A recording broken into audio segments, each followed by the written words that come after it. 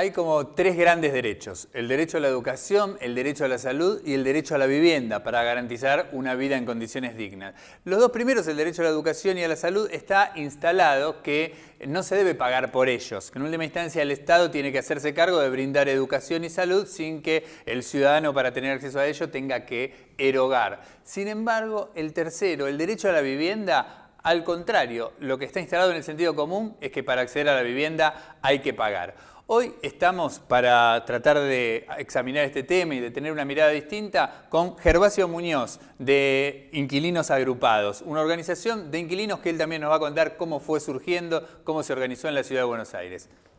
Gervasio, ¿Cómo estás? Bueno, ¿qué pasa con el derecho a la vivienda? Sí, me parece que es cierto esto de que el derecho a la vivienda, por más de que en la Constitución diga que todos tenemos ese derecho, es uno de los negocios más grandes que puede tener el mercado, ¿sí? Y también la clase política.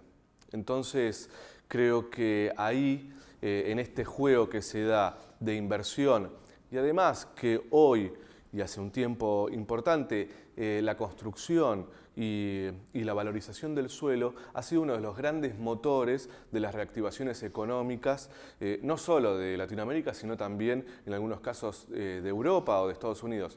Esto lo que termina generando entonces es que la vivienda sea solo un bien de mercado y que entra en las reglas del mercado, en donde uno puede acceder si tiene unos salarios o si tiene las entradas de dinero que puedan permitirle este derecho. Si no, estamos nosotros, que somos los inquilinos, te diría, del país, que accedemos a la vivienda de otra forma. Accedemos de todas formas, pero accedemos en condiciones de alquiler, ¿sí?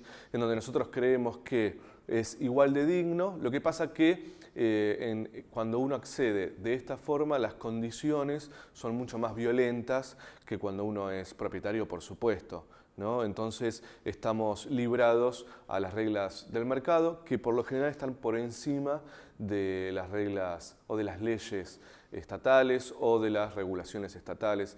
El mercado inmobiliario hoy, te diría, y hace un tiempo importante, tiene mucho más poder que el Estado. Así es, sí, creador de dueños, decía alguna publicidad hipotecaria. Sí. ¿Y cómo es organizar a los inquilinos? Porque no debe ser sencillo, porque no están todos juntos, en un mismo edificio puede haber inquilinos y propietarios, no están geográficamente en el mismo lugar, no es como los trabajadores que comparten el lugar de trabajo para ser organizados.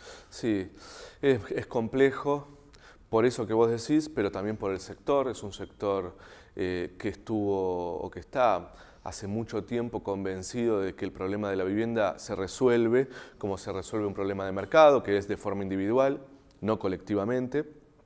Entonces es muy difícil, o en realidad la primera tarea que nosotros tuvimos fue justamente esa: convencer al inquilino de que el problema que le estaba sucediendo, de que esa injusticia que estaba viviendo o ese robo sistemático que aplica el mercado sobre los inquilinos no tenía que ver con un problema personal.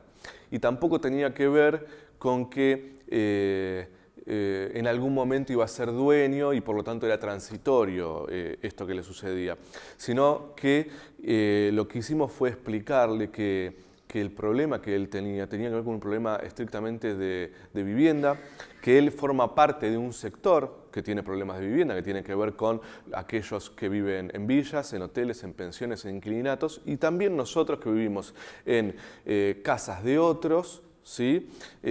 A través del mercado formal. Nosotros también somos parte de ese sector que no ha podido acceder a la vivienda de forma digna, ¿sí? ¿Por qué digo de forma digna? Porque nosotros para alquilar destinamos el 50% del salario en el alquiler. Es una suma irrisoria comparándose con cualquier país de Latinoamérica y mucho más de Europa. Digo, no hay país en donde se destine la mitad del salario o más al pago del alquiler. Tampoco existe que el mercado inmobiliario opere por fuera de la ley como sucede en Argentina. Digo, en todo el país hay leyes que regulan mínimamente el mercado inmobiliario. Bueno, el mercado inmobiliario no cumple ninguna. Y tampoco sucede que... Disculpa, en Sí. ese sentido obtuvieron desde Inquilinos Agrupados un fallo favorable, porque no es como decías solamente cuánto te cuesta pagar el alquiler, sino cómo acceder a ese alquiler. Ahí aparecen la comisión, el adelanto, esas cosas.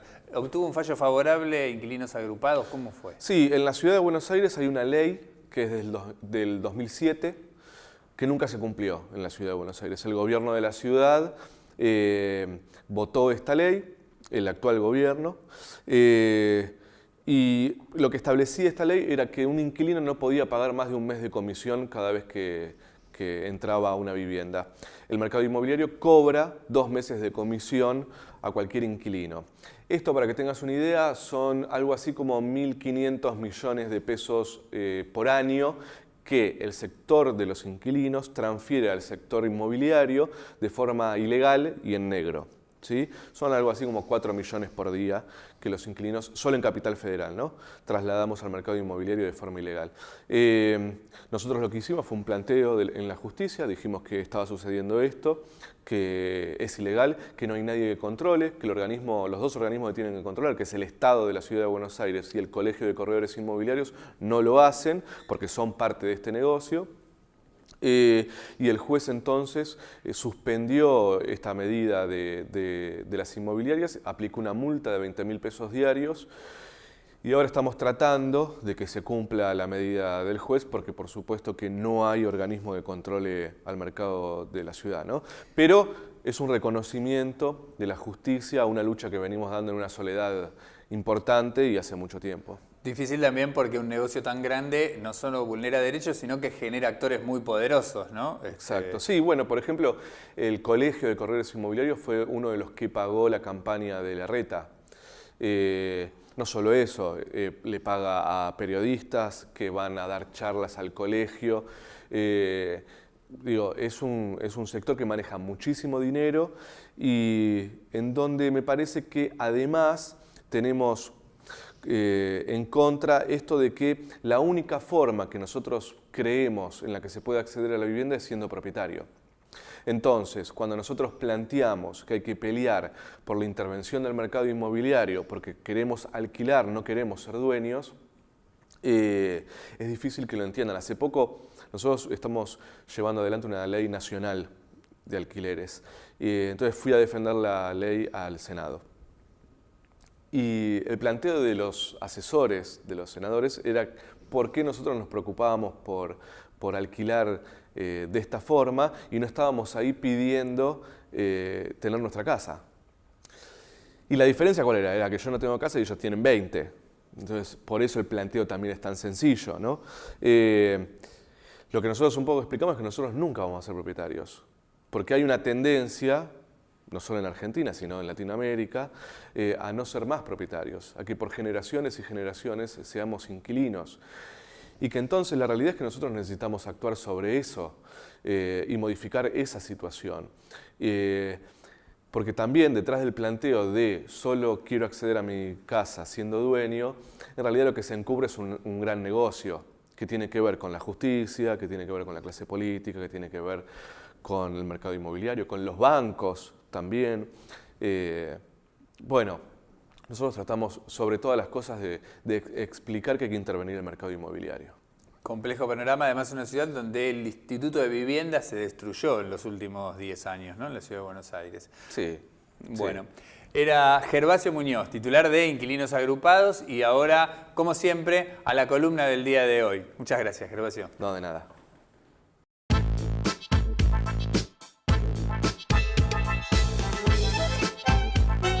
Yo no sé si han escuchado por ahí hablar de violencia simbólica, pero que la hay, sí, existe.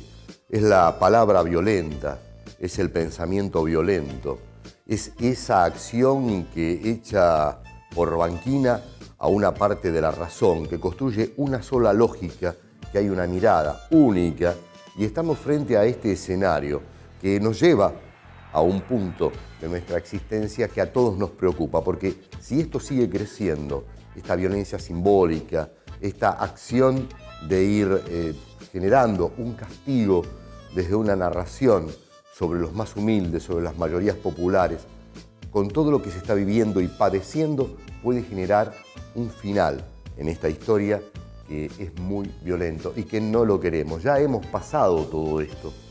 Violencia simbólica, la manera en que se ha aplicado el tarifazo, cómo ha expulsado de un plumazo a millones de argentinos, la manera en que se ha empezado a aplicar la desocupación a mansalva, cómo esto genera consecuencias y las líneas argumentales para justificar que esto está bien hecho. La violencia simbólica, cuando se construye esta idea de que el pasado reciente es el culpable de todos nuestros males. Por lo tanto, hay que tener paciencia y dejar que nos sigan fagocitando, porque después, al final del túnel, vendrá la maravilla y la luz. Habrá que ver si estamos vivos cuando terminemos de pasar el túnel. Ver en el desfile del 9 de julio a quien se levantó en armas contra el Estado de Derecho, contra un gobierno elegido democráticamente, se embetunó y salió con su movimiento cara pintada, Aldo Rico, desfilando este 9 de julio. Ver desfilar a torturadores, asesinos, secuestradores durante el proceso del terrorismo de Estado civil y empresarial, militar, aquellos del operativo Independencia, por las calles de nuestra ciudad, volviendo a ser honrados por quienes hablan de la reconciliación. Esta es una violencia simbólica.